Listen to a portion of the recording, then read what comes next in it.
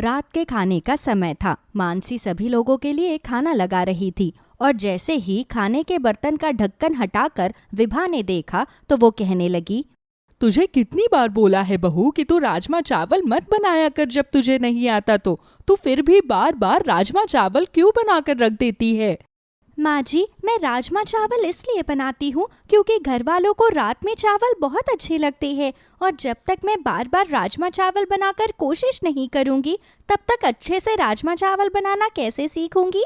बहू, कौआ भी कितना भी हंस की चाल चलने की कोशिश कर ले वो कभी भी हंस नहीं बन सकता। इसलिए तेरे हाथ के राजमा चावल कभी भी हम लोगों को पसंद नहीं आ सकते। बार बार ये कोशिश मत ही किया कर। माँ जी, आपको हर बात का इतना बुरा मानने की जरूरत नहीं है।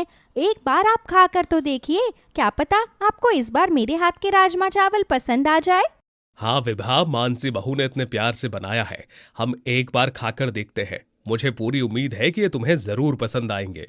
अब जैसे ही विभा राजमा चावल खाकर देखती है तो वो सच में बहुत बुरे बने थे। बहू, आज के बाद तू राजमा चावल बिल्कुल भी नहीं बनाएगी। तुझे जो भी बनाना है बना, लेकिन तेरी रसोई में राजमा चावल नहीं बनेंगे। बस बात खत्म। विभा ये बोलकर उठ जाती है, जिसके बाद अब सभी लोग भी बाकी का बचा हुआ खाना खाते हैं और कोई राजमा चावल को हाथ भी नहीं लगाता। ये सब देखकर मानसी को बहुत बुरा लगता है और वो अपने मन में कहती है, पता नहीं आखिर मुझे राजमा चावल बनाना क्यों नहीं आता। मैं इतनी कोशिश करती हूँ सब कुछ बनाने की और सब कुछ ठीक ठाक बना भी लेती हूँ, पर फिर भी राजमा चावल बनाते हुए ना जाने मुझे क्या हो जाता है। अब मानसी भी जैसे ही राजमा चावल खा कर देखती है तो वो बहुत ही कड़वे बने हुए थे। उसमें मसाले और नमक की मात्रा भी बहुत ज्यादा हो गई थी। हे राम, मुझे तो लगा था मेरी सास मुझे परेशान करने के लिए जानबूझकर मेरे राजमा चावल की बुराई कर रही है, लेकिन ये राजमा चावल तो सच में खाने के लायक नहीं बने हैं। ऐसे ही कुछ दिन गुजरते हैं और एक दिन सभी लोग पड़ोसी के घर दावत पर जाते हैं, जहाँ सारा खाना पड़ोसी की बहू ने बनाया था और पड़ोसन अपनी बहू की तारीफ करते हुए कहती है, जानती हो विभा बहन, ये सारा खाना मेरी बहू ने बनाया है। वो बहुत अच्छा खाना बनाना जानती है और राजमा चावल तो उसकी स्पेशलिटी है।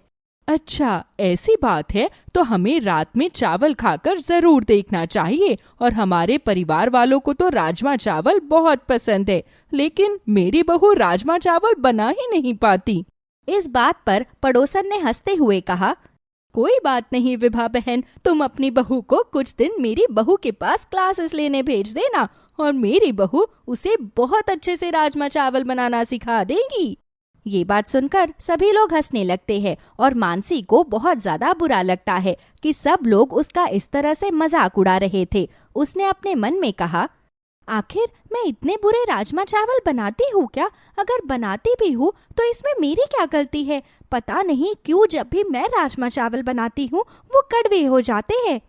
अब मानसी अपने घर आती है और अगले दिन जब वो रसोई में जाती है तो वो खुद से कहती है, अब तो चाहे कुछ भी हो जाए, मैं आज रात में राजमा चावल बनाकर ही रहूंगी। मैं अब YouTube देखकर राजमा चावल बनाती हूँ और फिर देखती हूँ कि मेरे राजमा चावल कैसे कड़वे बनते हैं।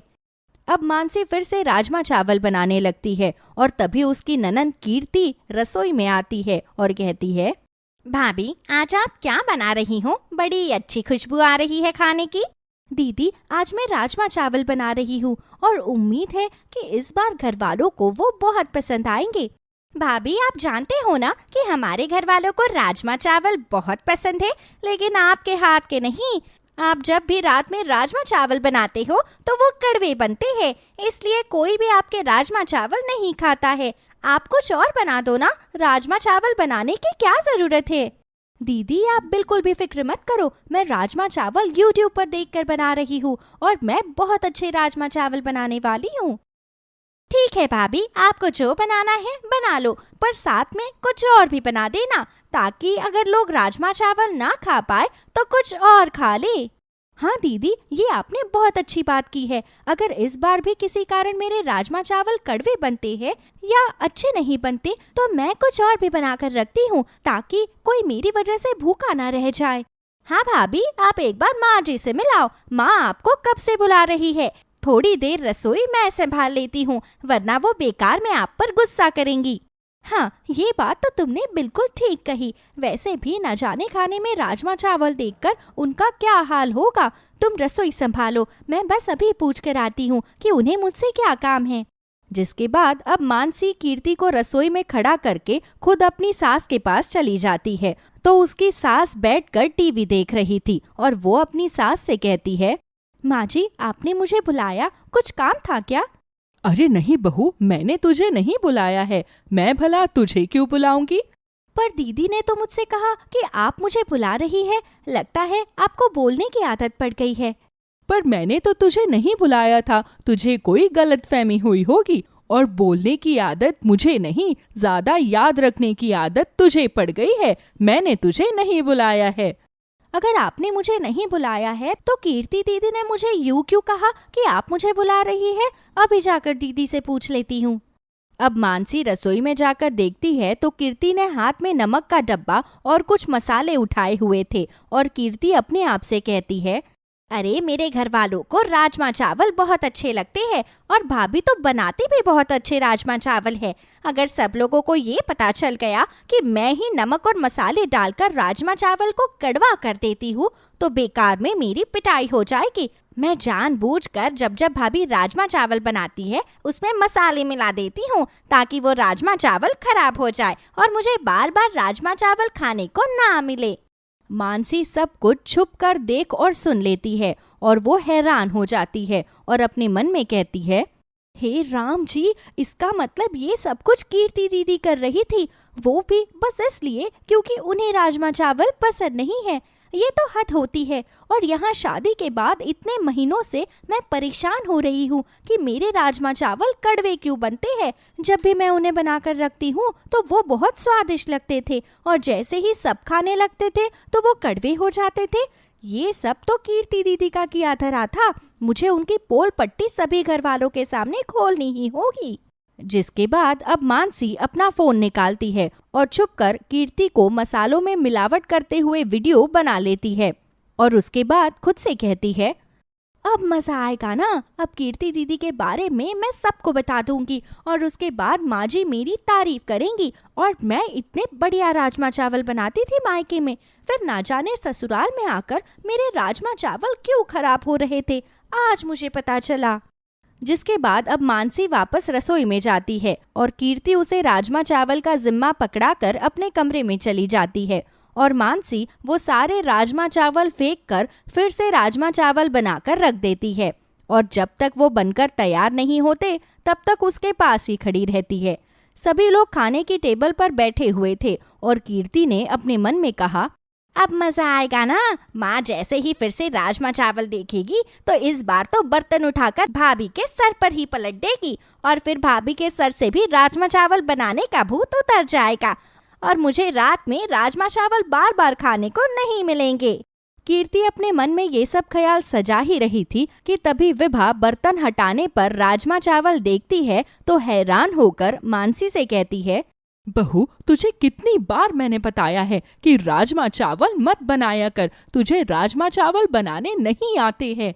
माँ जी, आपको मेरी कसम लगे, एक बार खा कर देख लीजिए, आपको जरूर पसंद आएंगे। अगर पसंद ना आए तो मैं अपनी माँ की कसम खाकर कहती हूँ, मैं इस घर में राजमा चावल फिर कभी नहीं बनाऊंगी। माँ, जब मानसी इतने प्यार से कह रही है तो आप एक निवाला खाकर तो देख लो, क्या पता आपको पसंद आ जाए।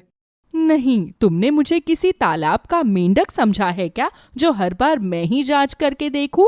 इस बार तेरे पिताजी खाकर बताएंगे कि कैसा बना है। मैं इतना बड़ा रिस्क नहीं लेने वाली। इसके बाद अब सभी लोग मानसी के ससुर को घूरने लगते हैं और मानसी के ससुर कहते हैं, ठीक है, अपनी बहू के लिए मैं इतना तो कर ही सकता हूँ। मैं ही एक निवाला खाकर बताता हूँ कि राजमा चावल कैसे बने हैं। जिसके बाद अब जैसे ही मानसी के ससुर एक निवाला राजमा चावल खाते हैं तो सभी उन्हें घूरने लगते हैं और विभा कहती है, मैंने बोला था ना कि इसे राजमा चावल नहीं बनाने चाहिए, जरूर बुरे बने हैं, तभी तेरे पिताजी का तो मुंह ही नहीं खुल रहा। कड़वे राजमा चावल बना लाई बहू तू फिर से।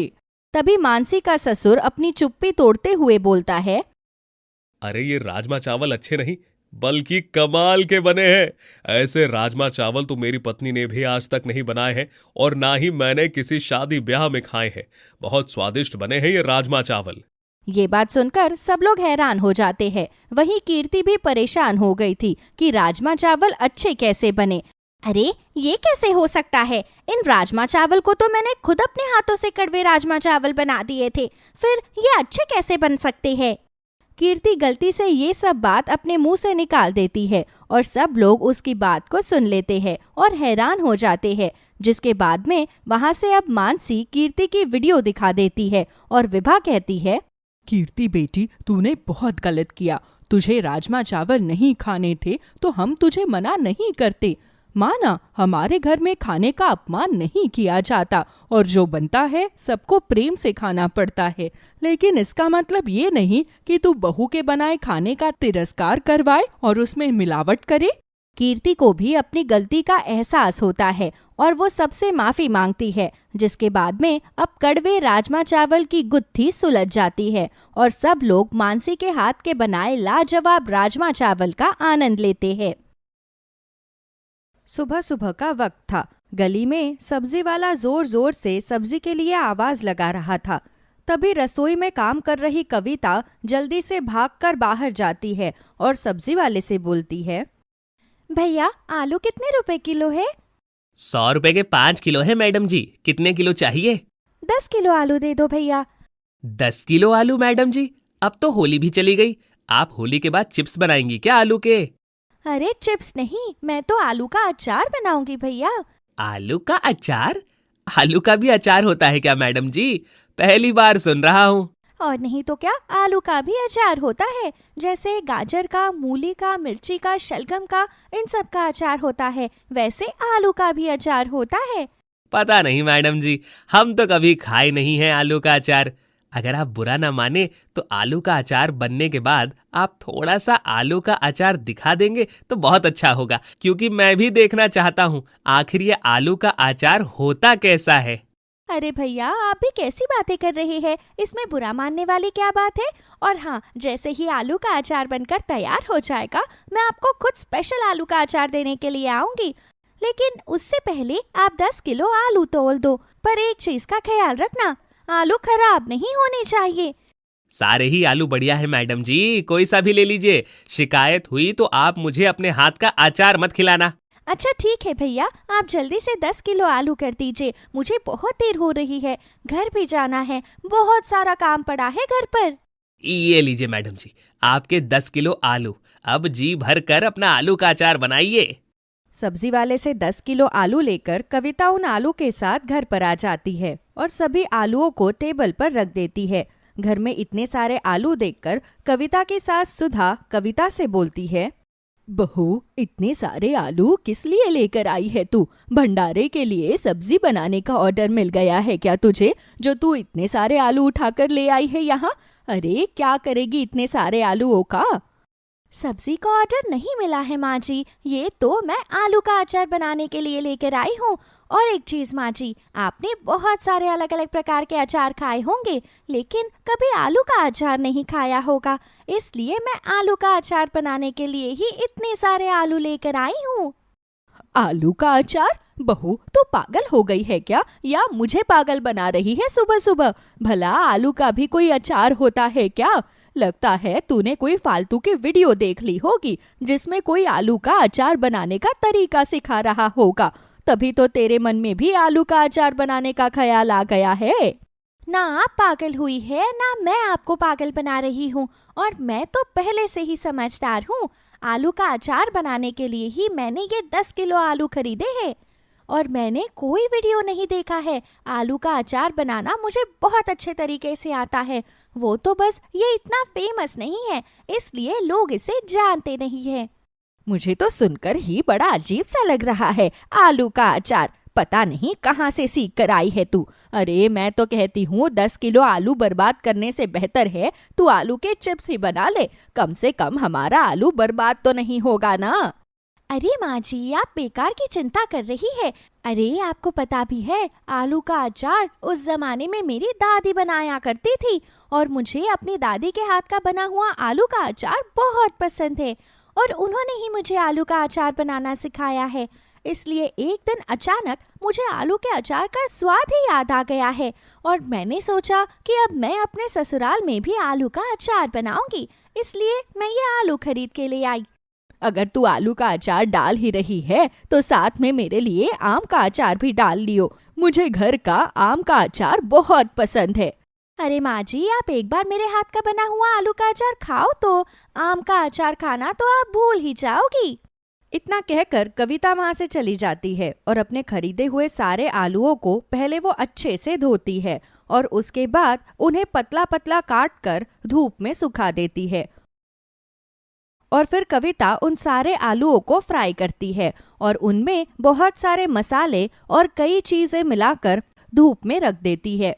एक दोपहर जब कविता दोपहर के खाने में सभी के लिए राजमा चावल बनाती है, तभी वो अपनी सास को चावल के साथ आलू का अचार रख देती है और बोलती है, माँ जी, ये देखिए मेरा आलू का अचार बनकर तैयार हो गया है। अब आप राजमा चावल के साथ आलू का अचार खाकर देखिए और बताइए कि इसका स्वाद कैसा है। कविता की बात सुनकर सुधा बुरा सा मुंह बनाती है और राम का नाम लेते लेते जैसे तैसे वो आलू के अचार का पहला कतरा उठाकर अपने मुंह में डालती है। और तभी सुधा की आंखों में चमक आ जाती है, क्योंकि सुधा को आलू के अचार का स्वाद बहुत ज्यादा पसंद आता है और वो अपनी बहू की तारीफ करते हुए बोलती है, अरे वाह बहू, ये आलू का अचार तो बहुत ज्यादा अच्छा बना है, मजा आ गया इसे खाकर तो। बहू, मेरे लिए कटोरी में थोड़ा सा और डाल कर लिया, ये तो मुझे कम लग रहा है मेरे लिए। मैंने कहा था ना माँ जी कि अगर आपने एक बार इस आलू के अचार को खा लिया तो आप इसकी फैन हो जाएंगी। मैं अभी लेकर आती हूँ आपके लिए। इसी तरह से कविता अपनी सास के लिए एक कटोरी में आलू का अचार डालकर ले आती है, जिसके बाद कविता और सुधा बड़े ही शौक के साथ राजमा चावल के साथ आलू का अचार खाती है और इसी तरह से दिन गुजरते चले जाते हैं। आलू के अचार के साथ साथ कविता अब घर में और भी कई तरीके के नए नए अचार डालना शुरू कर देती है, जैसे गोभी, लहसुन आदि, और उसके हाथों के सारे ही अचारों का स्वाद बहुत ही ज्यादा अच्छा होता है। इसी तरह से एक दिन अपनी बहू से बोलती है, बहू, तू अचार बनाने में इतनी ज्यादा परफेक्ट है, मैं तेरे लिए कुछ करने का सोच रही हूँ। क्या करने का सोच रही है माँ जी, मुझे भी तो बताइए। बहू, मैं सोच रही हूँ कि क्यों ना हम घर से अपना एक छोटा सा अचार का बिजनेस शुरू कर दे। आपको लगता है माँ जी कि हमें ऐसा सच में करना चाहिए? अरे क्यों नहीं करना चाहिए, तू अचार बनाने में इतनी ज्यादा परफेक्ट है, ऊपर से तेरे हाथ का आलू का अचार तो सबसे ज्यादा अच्छा है। मुझे पक्का यकीन है हमारा बिजनेस बहुत ज्यादा सफलता प्राप्त करेगा। अगर ऐसी बात है तो ठीक है माँ जी, मैं घर से अचार का बिजनेस करने के लिए तैयार हूँ, पर उससे पहले हमें काफी सारी तैयारी करनी होगी। उन सब में मैं तेरी मदद करवा दूंगी, तू चिंता मत कर। अगले ही दिन से कविता और सुधा दोनों ही घर से अचार का बिजनेस शुरू करने की सारी तैयारी करना शुरू कर देती है। सबसे पहले दोनों सास बहू बाजार से अचार बनाने के लिए बहुत सारी सब्जियां और बाकी सभी मसालों को खरीद कर लाती है और उसके बाद लगातार एक हफ्ते की मेहनत करके अलग अलग तरीके का अचार बनाकर तैयार करती है और उन्हें छोटे छोटे डब्बों में पैक कर देती है। इसके बाद कविता और सुधा ऑनलाइन से लेकर ऑफलाइन अपने अचार को बेचना शुरू कर देती है। देखना माँ जी, कैसे हमारा बिजनेस तेजी से ग्रो करता है। लोगों को हमारा अचार बहुत पसंद आएगा। मुझे पूरा विश्वास है अपने काम पर और अपने भगवान पर। हाँ हाँ बहू, मैं अच्छे से जानती हूँ कि तू जो कर रही है वो एक दिन तुझे तरक्की की राह की ओर लेकर चलेगा। इसी तरह से 1 से 2 महीने के अंदर ही कविता और सुधा को अपनी मेहनत का फल मिलना शुरू हो जाता है और लोगों को कविता के हाथ का बना हुआ आलू का यूनिक अचार बहुत ही ज्यादा पसंद आता है और लोग ज्यादा से ज्यादा आलू के अचार की डिमांड करने लगते हैं। इसी तरह से एक दिन जब घर पर कविता और सुधा अचार बना रही होती है, तभी वहां पर उनकी पड़ोसन शांति आती है और शांति कविता से बोलती है, अरे कविता बहू, तेरे आलू के अचार ने तो हर तरफ धूम मचा रखी है। बड़ा ही स्वाद अचार बनाती है तू आलू का। बस एक छोटी सी कोशिश है आंटी जी, और कुछ भी नहीं। आप सभी को आलू का अचार इतना ज्यादा पसंद आ रहा है, मैं तो इसी बात से बहुत ज्यादा खुश हूँ। आए भी क्यों ना, तू बनाती ही है इतना बढ़िया बहू। और मैं तो यहाँ तुझसे 5 किलो अचार लेने के लिए आई हूँ। बता, बना हुआ रखा है कि नहीं? बिल्कुल तैयार है आंटी जी, अभी लाकर देती हूँ आपको। इतना कहकर कविता फटाफट से शांति के लिए 5 किलो आलू के अचार का डब्बा उठाकर लाती है और शांति को दे देती है। और शांति कविता से बोलती है, ये अचार तो मैंने अपने लिए खरीदा है और मेरे बाकी सभी रिश्तेदारों को भी 5-5 किलो अचार चाहिए। तो कल मैं तुझसे 15 किलो अचार और ले जाऊंगी, तो तू अलग से मेरे लिए पैक करके रख देना। ठीक है आंटी जी, आपको 15 किलो अचार मिल जाएगा। और कुछ? नहीं नहीं, बस इतना ही। अब तो मैं घर जाकर जल्दी से इस आलू के अचार का मजा लेती हूँ खाने के साथ। इतना कहकर शांति वहां से आलू का अचार लेकर चली जाती है और अगले दिन फिर से वो अपने दिए हुए ऑर्डर के अनुसार 15 किलो अचार और कविता के यहाँ से ले जाती है। और यूं ही दिन गुजरते चले जाते हैं और फिर सुधा और कविता के आलू के अचार और बाकी सभी अचारों की बिक्री और भी ज्यादा बढ़ती चली जाती है। लोगों के बढ़ती डिमांड को देखते हुए कविता और सुधा अब अपनी एक आलू के और बाकी सभी अचार की एक छोटी सी दुकान खोल लेती है और कविता इस दुकान का नाम रखती है सास बहू का अचार। अब दूर दूर तक कविता के हाथ का अचार फेमस हो जाता है और लोगों के डिमांड पर कविता और भी कई तरीके के नए नए अचार बनाती है और अपनी आमदनी का एक अच्छा और सरल रास्ता बनाती है।